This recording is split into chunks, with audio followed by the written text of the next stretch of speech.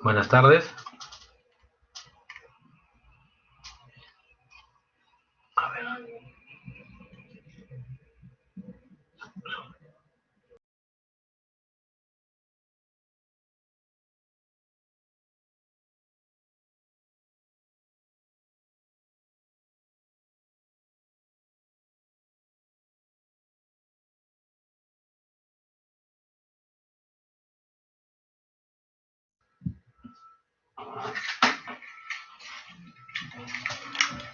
Buenas.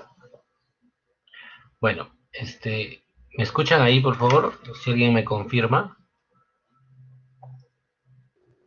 Buenas tardes, doctor. Sí se le escucha.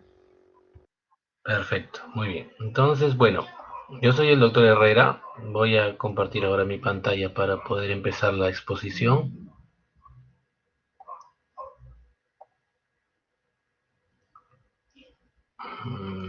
Pensé.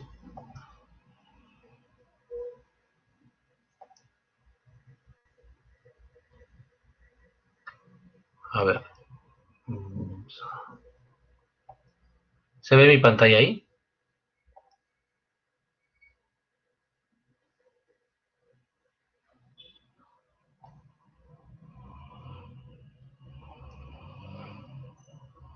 A ver, chicos, si alguien me confirma. Sí, doctor, sí se le ve en pantalla. Ya, perfecto. Entonces vamos a empezar, ¿ya? Bueno, como les decía, yo soy el doctor Herrera. Vamos a hablar un poquito de lo que es la patología de orofaringe, ¿no? Como sabemos nosotros, la orofaringe vamos a detallar un poquito sus límites, ¿no? Y lo que la compone, ¿no?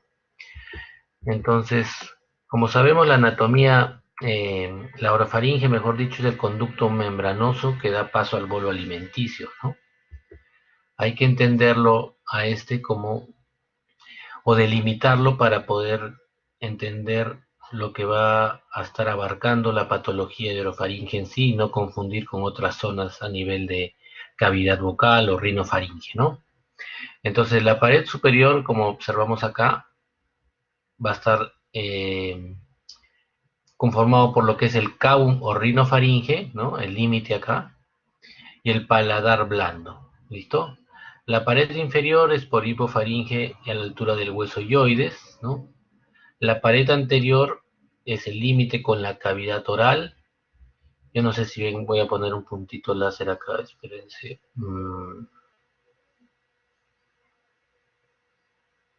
Ya. Entonces, la pared anterior, ¿no? Está en el límite justamente con lo que es la cavidad oral. Tenemos en la úvula, ¿no? Y el límite de la cavidad bucal. Acá está la úvula, ¿no? En esta zona va a estar la campanilla, mejor dicho. Tenemos la pared posterior formada por el músculo, por la musculatura faríngea y el espacio prevertebral. Y la pared lateral, ya donde ubicamos las amígdalas o la amígdala palatina propiamente dicha, ¿no? Observemos en esta zona, vemos como la amígdala con la musculatura faríngea y los pilares anterior y posterior, ¿no? Esto es muy importante en cuanto a lo que es la anatomía que vamos a conversar por el espacio que observamos ahí, que es el espacio periamigdaliano. Tenemos los límites entre lo que es la orofaringe y la cavidad bucal, como vimos, si nosotros regresamos la cavidad oral y la orofaringe.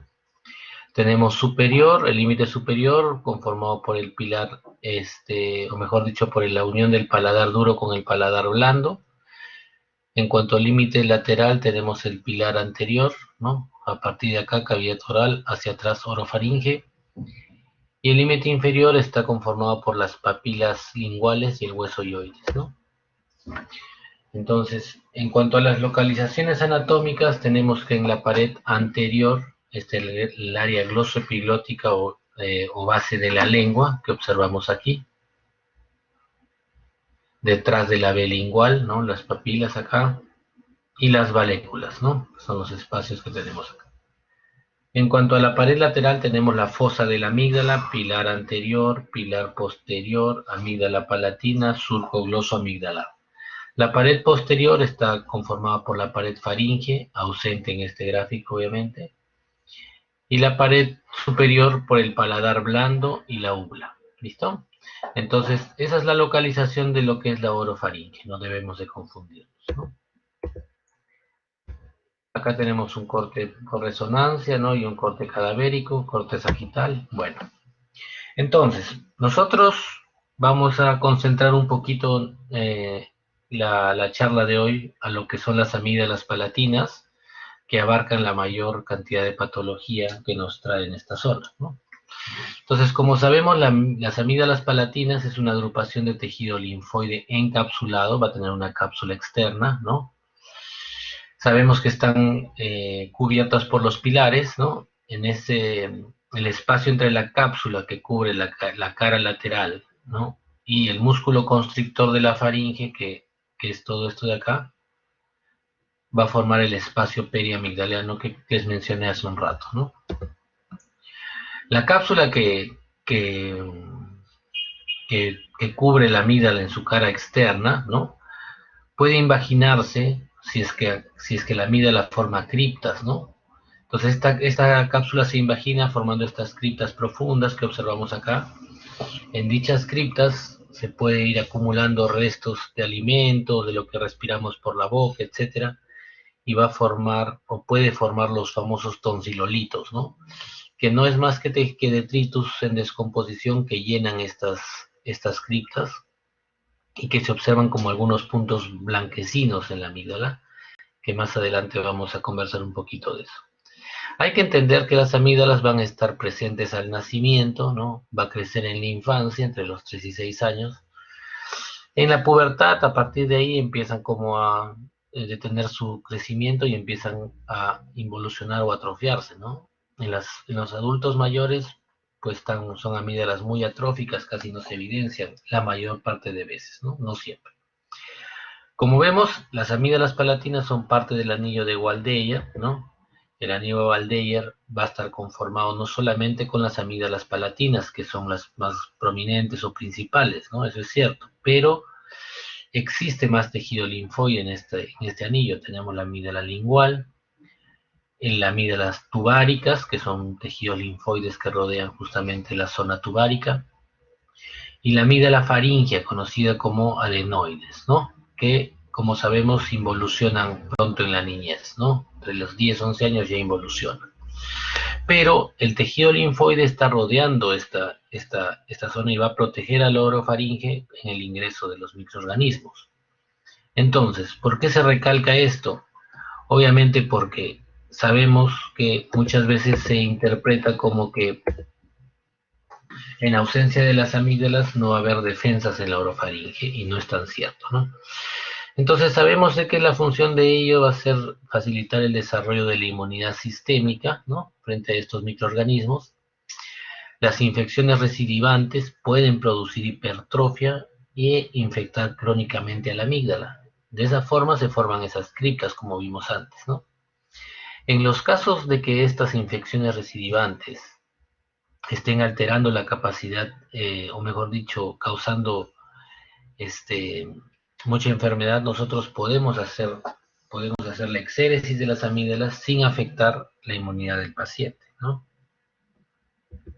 Acá, por ejemplo, vemos signos de cronicidad en este corte histológico, como las criptas ingresan casi en todo el trayecto de la amígdala, ¿no? Entonces, estos son signos de cronicidad. Si nosotros observamos que el paciente tiene infecciones a repetición, que no se pueden controlar bien, que hay una afección sistémica de esta infección, pues debemos extirpar, ¿no? La amigdalitis aguda, que es el cuadro más frecuente infeccioso que encontramos de esta zona, ¿no? Casi todo el mundo en el transcurrir de su vida ha cursado con un cuadro de amigdalitis aguda, ¿no? Entonces todo el mundo más o menos puede saber un poquito los síntomas. El que no, pues ahora nosotros vamos a entender un poquito de esto. La amigdalitis aguda es la infección viral, como saben, o bacteriana de las amígdalas palatinas, que regularmente se extiende a la faringe, ¿no? Estos cuadros tienen resolución espontánea regularmente y consideramos un proceso agudo cuando el paciente ha tenido estos episodios en 3 veces o menos por año. Si un paciente sufre más de estos episodios, más de 3 episodios por año, ya nosotros tenemos que catalogarlo como un proceso crónico. Entonces, regularmente una persona se enferma 1 o 2 veces al año por estos procesos.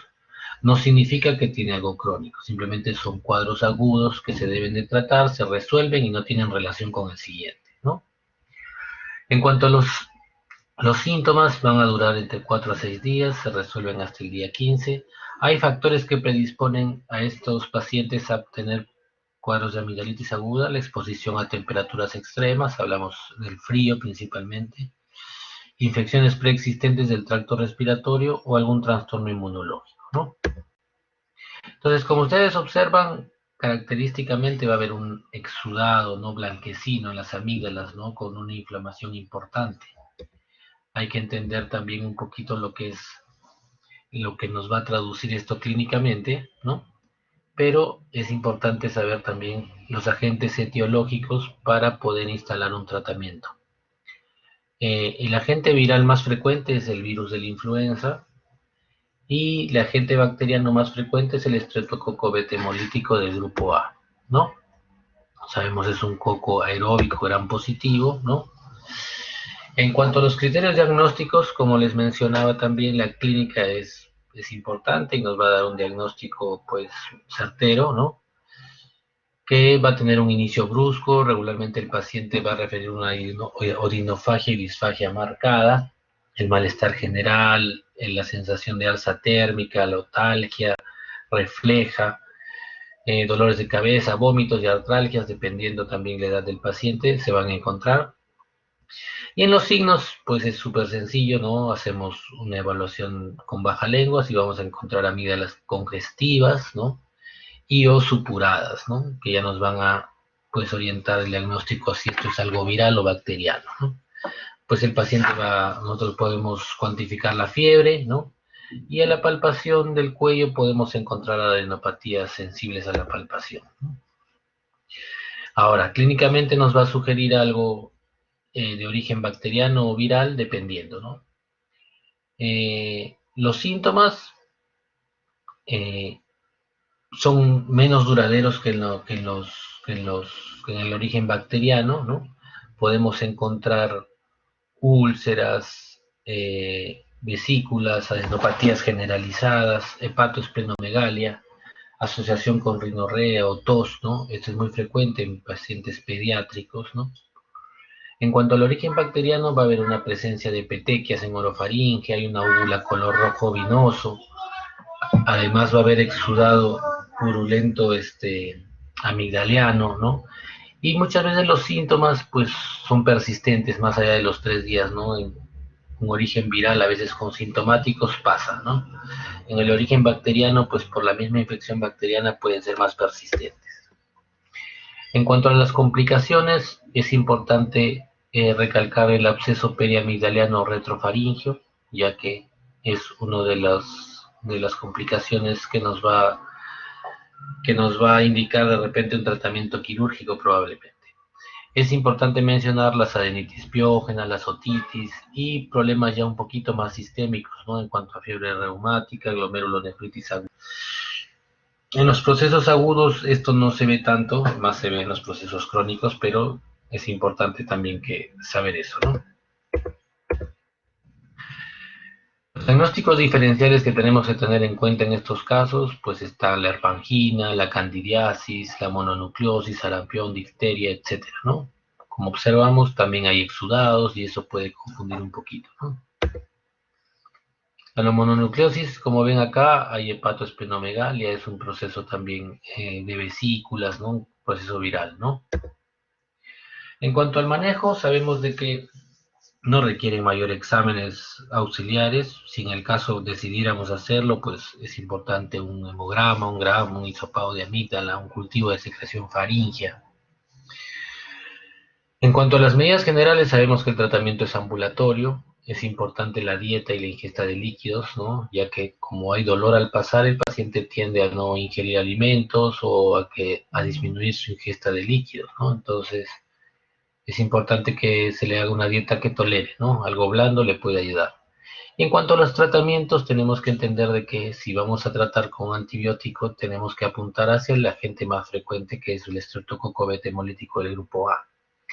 Entonces, las penicilinas o la amoxicilina o antibióticos que agarran gram positivos son de primera línea, ¿no?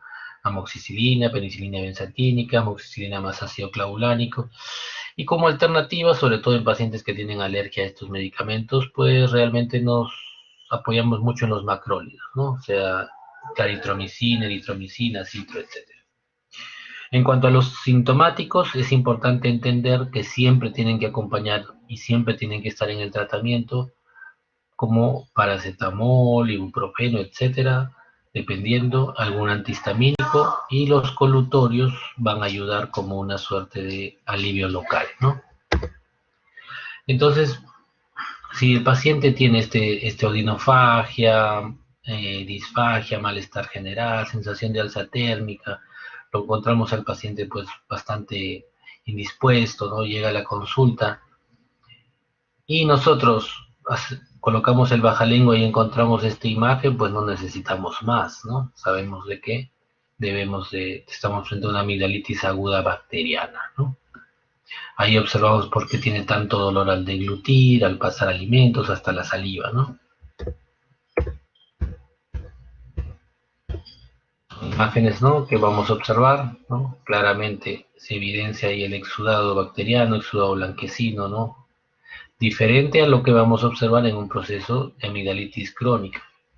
Bueno, entendiendo que el paciente de amigdalitis crónica va a llegar al consultorio en el proceso de reagudización, ¿no? Pero vamos a observar. Existen otras formas que hay que saber también de especiales de faringoamigdalitis aguda, ¿no? Tenemos lo que es la amígdala de Paul Vincent o úlcera membranosa, la herpangina por Coxsackie, la escarlatina por el estreptococo beta hemolítico, la angina herpética por el herpes simple, la mononucleosis infecciosa, como vimos, como por el Epstein-Barr, ¿no? La enfermedad del beso, ¿no? Y la difteria, ¿no? Que agarró un poquito de importancia a inicios del año, o el año pasado mejor. Muy bien, entonces, en cuanto a la amigdalitis aguda, no es muy difícil el diagnóstico, claramente es un diagnóstico clínico, el tratamiento se entiende claramente, pero el amigdalitis crónico cambia un poco, ¿no? Entonces, pues si bien es cierto, la infección va a ser ocasionada pues también por virus y bacterias, la infección bacteriana aguda subclínica recidivante es lo que caracteriza este proceso o este cuadro clínico, ¿no? Esto puede ocurrir a cualquier edad y el criterio, o sea, lo que cambia un diagnóstico de aguda o crónica es el número de episodios por año, ¿no? Entonces, sabemos que es crónico cuando el paciente presenta de 4 a 5 episodios por año en 2 años consecutivos. Como ustedes observan, el agente bacteriano sigue siendo en primer lugar el estreptococo beta hemolítico. Se pueden agregar algunos otros agentes, ¿no? Ya estafilococos, neisterias, hongos, ¿no? Además del clima frío y húmedo, la respiración bucal, las infecciones crónicas, hablamos de infecciones rinosinusales y las patologías de reflujo, son agentes que caracterizan esta presentación, ¿no? Que acompañan y nos dan signos en cuanto a lo que es la anamnesis sobre la cronicidad de este proceso, ¿no? En cuanto a los síntomas, les mencioné de que el paciente va a llegar en la reagudización, ¿no? Entonces, o sea, en el momento más molesto de esto, ¿no? Entonces también va a presentar dolor faríngeo, disfagia, puede haber fiebre, astenia. Acá es mucho más frecuente encontrar la litosis, ¿no? El mal sabor en la boca, otalgia, y los dolores osteomusculares y poliartralgias son más frecuentes también en estas presentaciones. Hay que entender que al examen vamos a encontrar o podemos encontrar hipertrofia o hipotrofia amigdaliana, eritema y edema de los pilares. Los granos de calcium acá son característicos, ¿no? A diferencia de la aguda, que a veces que no vamos a encontrar eso, sino más bien un moteado blanco o exudado, ¿no? Presencia de ganglios submaxilares y carotidios, exudado amigdaliano y se puede asociar a enfermedades reumáticas, nefropatías y cardiopatías. Hay que entender que en algunos casos, clínicamente al examen, no vamos a diferenciarlo si es agudo o crónico, puede pasarnos, pero para eso justamente está la anamnesis, ¿no? Existen algunas secuelas no supurativas post-estreptocócicas, hay que mencionarlas.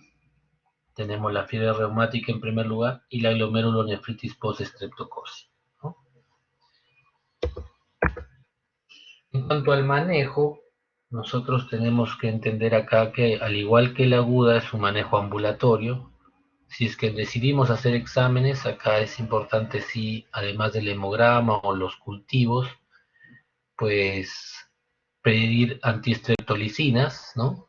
Que es una prueba en la que nos va a permitir la detección de infección reciente por el estreptococo beta hemolítico del grupo A, ¿no? Y la proteína C reactiva, un PCR, BSG, ¿no? Como componentes inflamatorios crónicos o activos, ¿no? Entonces nosotros, ¿cuándo indicamos una hospitalización en estos pacientes? Cuando se compromete el estado general, ¿no? Cuando la obstrucción bucofaringea por hipertrofia marcada nos impide pues que el paciente tenga una buena hidratación, una buena alimentación y requiere ya un tratamiento parenteral, ¿no? Hablamos endovenosos. Cuando hay un fracaso a los tratamientos instalados, ¿no? Y cuando hay presencia de algún absceso periamigdaliano, ¿no? Entonces acá el tratamiento, bueno, el tratamiento antibiótico, antiinflamatorio y analgésico es similar al proceso agudo, ¿no? Pero en estos pacientes, si es que ya tienen esos criterios y esos compromisos sistémicos, pues hay que plantear ya el tratamiento quirúrgico, ¿no? Lo que es la amigdalectomía. Hay que entender de que el tratamiento antibiótico nos va a ayudar para varias cosas, ¿no? A cortar el periodo sintomático, va a evitar las complicaciones que mencionamos, supuradas y no supuradas. En cuanto a las supuradas, tenemos el absceso periamigdaliano, el absceso parafaringeo y las complicaciones óticas, ¿no? Y las no supuradas tenemos, pues, enfermedades reumáticas y glomerulonefritis, ¿no? Esto justamente ha disminuido bastante por el uso de antibióticos y el acceso a los antibióticos de los pacientes, ¿no? Lastimosamente ahora se pasa ya un poquito a lo que es el mal uso de los antibióticos, ¿no? Y tenemos lo que es evitar las recaídas, ¿no? Tenemos también algunos esquemas de prevención, ¿no? Que se utiliza justamente en los pacientes que tienen un proceso crónico muy, muy intenso, y se utiliza la penicilina C-benzatínica 1.200.000 unidades en el adulto y en el niño 600.000 unidades una vez al mes, ¿no? Entonces, esto va a evitar un poquito lo que es la afección sistémica, ¿no? Entonces acá, a diferencia de esas placas que vimos en esa imagen de la amigdalitis aguda, acá vamos a observar cómo es una amígdala con criptas amplias y con un tonsilolito, ¿no? Esto no es una placa supurativa, ¿no? Es algo medio blanquecino, amarillento, ¿no? Y está enclavado sobre una cripta, ¿no? Igual vemos acá. Y alrededor no se ve una inflamación mayor, ¿no?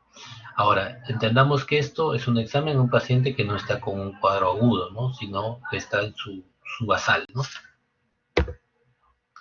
El absceso periamigdaliano y retrofaringeo, que son dentro de las complicaciones supurativas de estos procesos infecciosos, vamos a tener que este absceso es una infección aguda localizada en el espacio periamigdaliano, hablamos entre la amígdala y el músculo constrictor superior de la faringe.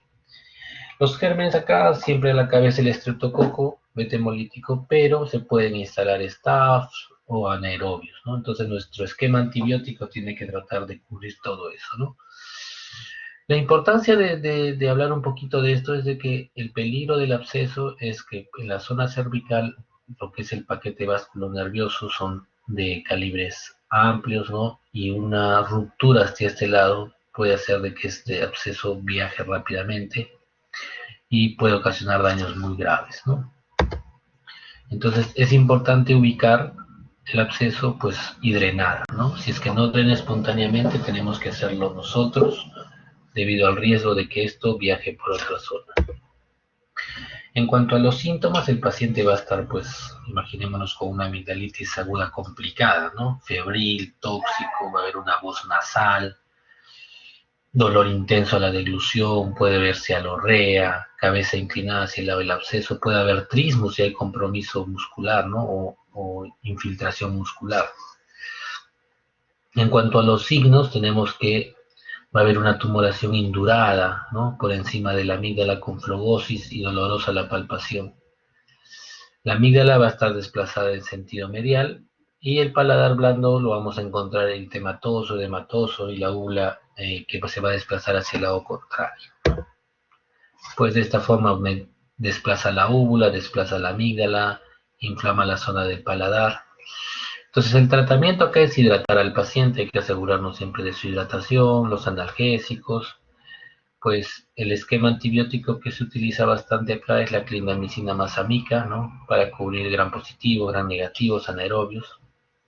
Como les mencioné, si no hay un drenaje espontáneo, es importante nosotros realizarlo, ¿no? Hay que mantener su terapia antibiótica por unos 12 días. Y acá hay un dato también de suma importancia que hay que entender que el absceso periamigdaliano puede recidivar. Si en el caso ocurre, debe hacerse una amigdalectomía 6 semanas después de haberlo drenado. Hablamos del absceso reiterativo, ¿no? O sea, de la recidivante, ¿no? Bueno, acá es una imagen de cómo más o menos se observa. Acá observamos cómo el absceso desplaza, ¿no? Y vemos la parte inflamatoria marcada, ¿no? Muy notorio, ¿no? Esta es la imagen, ¿no? Úvula y la zona de la amígdala, ¿no? Entonces, esa es la zona donde nosotros vamos a incidir para ingresar al espacio y drenar el absceso, ¿no? Se puede incidir acá, se coloca una sonda de aspiración, se aspira con una jeringa de buen calibre, también se puede hacer, dependiendo. Y el absceso retrofaringeo ya es algo más, un poquito más raro, felizmente, pero esta es una infección localizada entre los músculos faringeos por delante y los músculos prevertebrales por detrás. Va a haber malestar general, va a haber disfagia, ¿no? Va a haber una inflamación ganglionar ahí importante, ¿no?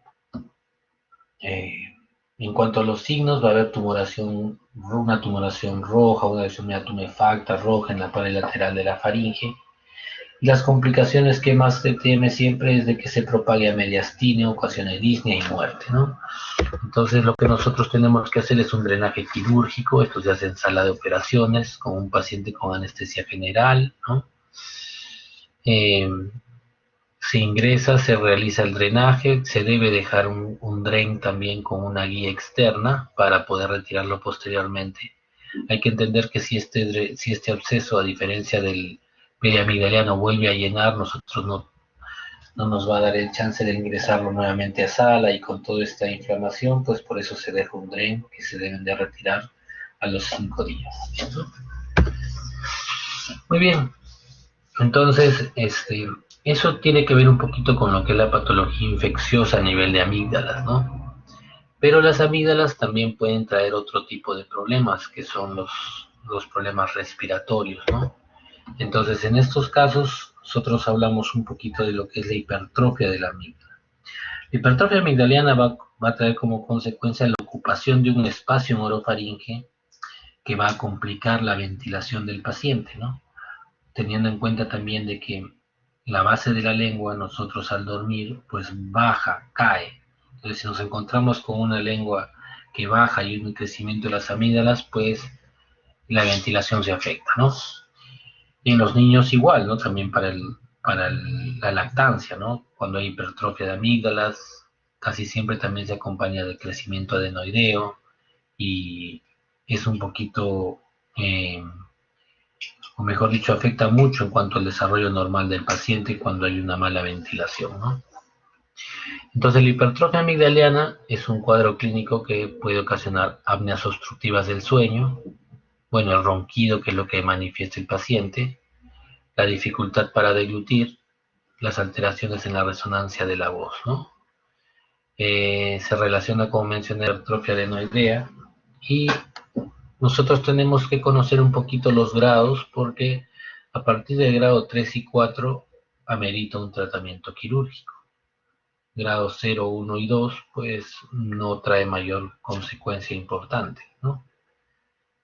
Entonces, nosotros tenemos acá un crecimiento, una hipertrofia amigdaliana palatina, ¿no? Una hipertrofia lingual, pero lo que nosotros acá, por ejemplo, para entender, voy a ver si puedo dibujar o pintar. Nosotros acá tenemos la úvula, ¿no? Acá la úvula, imagínense. Estas son las amígdalas. Nosotros si trazamos una línea, esto es el 100%. ¿Listo? Entonces nosotros tendríamos acá un grado 0, un grado 1, un grado 2, un grado 3 y un grado 4. Estos no se ven, acá están por encima del pilar un poquito, llegan casi hasta el 50%, acá están hasta el 75%, disculpen los números, y la úvula, ¿no? Cuando llegan a la línea media es el 100%. Entonces, si una amígdala llega acá al 50%, pues tiene todo esto libre para ventilar. Pero si ya una amígdala llega acá y llega acá, o un poquito más, y la base de la lengua, imagínense, va a tapar, ¿no? Y grado 4 como este, voy a ver si ya por... espérense.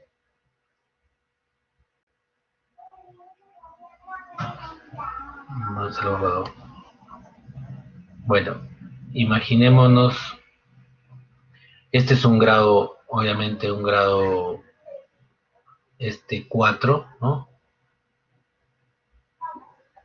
Entonces acá imagínense el paciente cuando la base de la lengua cae al estar echado, pues tiene una obstrucción marcada, ¿no?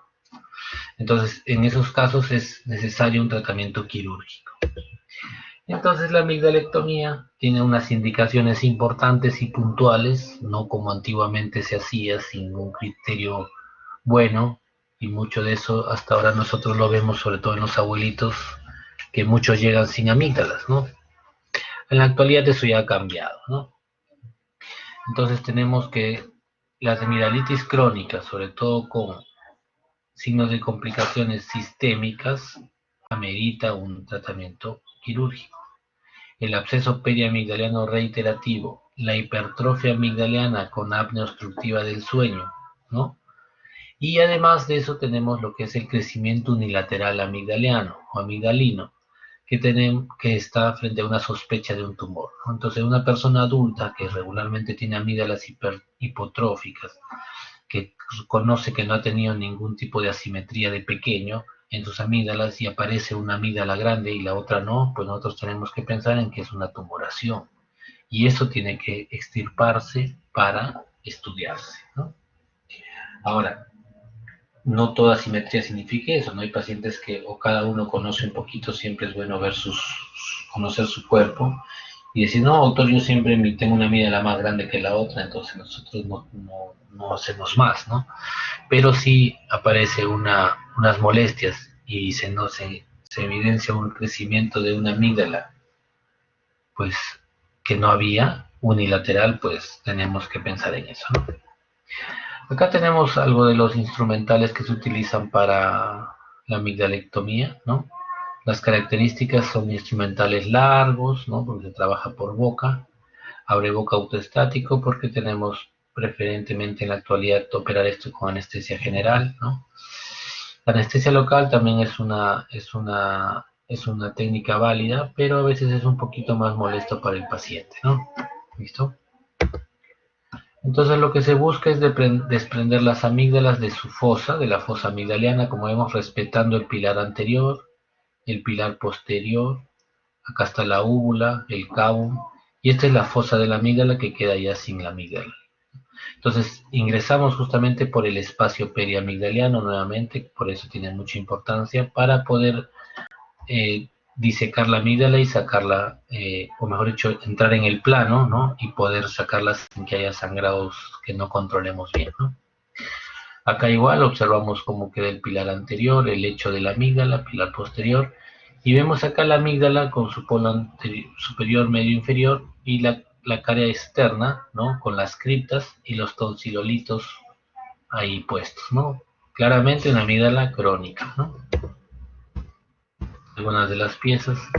En cuanto al posoperatorio, sabemos que va a haber un dolor en la zona de la fosa amigdaliana, puede haber hemorragias, y una de las complicaciones que antes se veía más justamente por el tipo de anestesia son los restos amigdalianos, ¿no? Ahora, ahora eso ha disminuido porque nosotros comprendemos que con una anestesia general podemos revisar mejor y el riesgo de que se queden algunos restos. Restos hablamos de que quedan pequeños tejidos de amígdala que en el tiempo van a dar sintomatología similar a una inflamación de amígdala, ¿no? Y justamente son esos restos que han quedado ahí, ¿no? Actualmente existen muchas técnicas, las técnicas en frío o en calor que llamamos. La fría es la convencional que se hace con bisturí de colador, y las calientes pues se hacen con sea electrocauterio, radiofrecuencia. Y láser en el Perú, la verdad, no se ha visto que tenga mucho beneficio o diferencia, no se realiza mucho eso acá, ¿no? Bueno, y en ninguna parte casi, ¿no? Listo. Y finalmente, lo que nosotros vamos a mencionar ahora es la patología tumoral en orofaringe, ¿no? Como sabemos, el tumor más frecuente es una tumoración de tipo el carcinoma escamoso, es el tumor maligno que está en el 90% o que abarca el 90% de las tumoraciones malas en orofaringe. En segundo lugar lo llevan los linfomas, y más raros ya son plasmocitomas, melanomas, etc. Como sabemos, los tumores o el carcinoma escamoso es más frecuente en varones, ¿no? Los hábitos de tabaco y alcohol son los que aumentan el riesgo de este tipo de patología, ¿no? Es silente, como lastimosamente se comportan estas tumoraciones. Puede haber una molestia leve a la deglución. Es importante también entender de que la palpación del cuello, la búsqueda de adenopatías en nuestro examen general en sí, nos puede ayudar mucho en esta patología tumoral, porque el 30% debuta con adenopatías, ¿no? Se ulceran, ¿no? Se ulcerar estas zonas que van a presentar otalgia irradiada. En infiltraciones profundas sabemos que al comprometer el plano muscular el paciente va a aparecer con trismos. Existen unas claves clasificaciones anatomopatológicas macroscópicas simplemente para entender el aspecto de la lesión exofítica, ulcerado o vegetante, ¿no? Nosotros ahí observamos algunas lesiones, ¿no? Vemos cómo es algo así medio vegetante, ¿no? El diagnóstico se va a hacer en base a biopsia, obviamente, y un TAC para ver la infiltración y realizar estadiaje también, ¿no? El estadiaje es importante para manejar nuestro esquema terapéutico. En estos casos, los pilares del tratamiento va a ser la cirugía y la radioterapia. Su combinación también puede hacerse, ¿no? O sea, una terapia combinada. Y ya un poquito más alejado, la quimio y lo que ya corresponde a los tratamientos paliativos, ¿no? Pues nosotros observamos la forma en que aparece y la forma que cruza también, porque esto va a ir viajando o aumentando. En cuanto a lo que es el linfoma, que es la tumoración que ocupa el segundo lugar acá en esta área, tenemos que ha aumentado con la incidencia del SIDA, ¿no? Porque esto está ligado a factores de inmunodeficiencia hereditaria y adquirida, ¿no? Las enfermedades autoinmunes, la exposición a fármacos y otras sustancias químicas también están relacionados al aumento en esta patología en la zona de amígdala. Y también tiene una asociación viral, ¿no? Sobre todo lo que es la parte del papilomavirus, ¿no? Se ha visto algún tipo de relación. Es silente, al igual que el anterior. Al examen nosotros vamos a encontrar una amígdala hipertrófica, color rojo vinoso característico, ¿no? Y con una ocasional ulceración en el medio, ¿no? Las adenopatías se detectan al momento del diagnóstico, ¿no? Y el tratamiento también va a pasar por radioterapia y cirugía, ¿no? Acá al revés, ¿no? Radio y cirugía, en segundo lugar.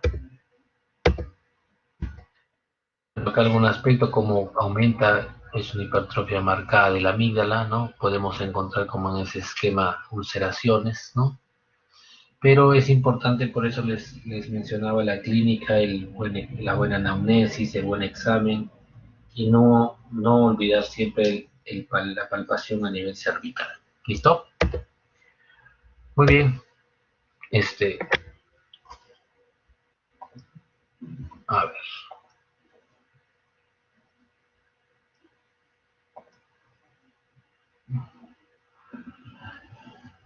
Voy a hacerles llegar la exposición ahora con los chicos de mi grupo, ¿ya? Para que se las puedan hacer llegar, ¿ok? Si tienen alguna pregunta, puedo contestar.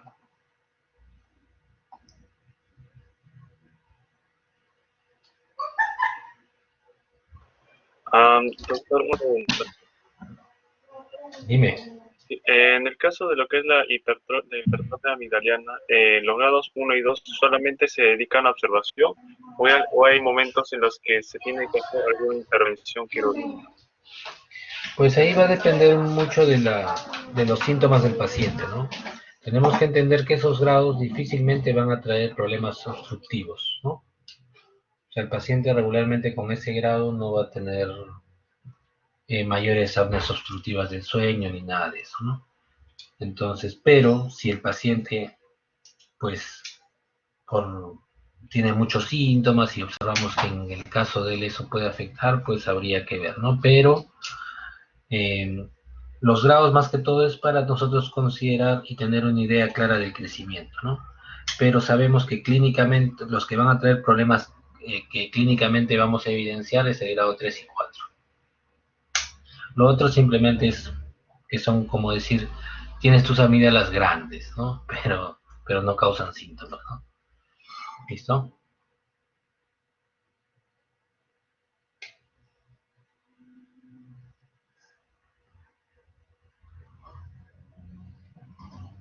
Muy bien.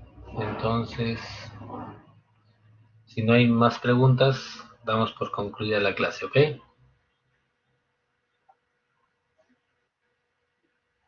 Listo, muy bien chicos.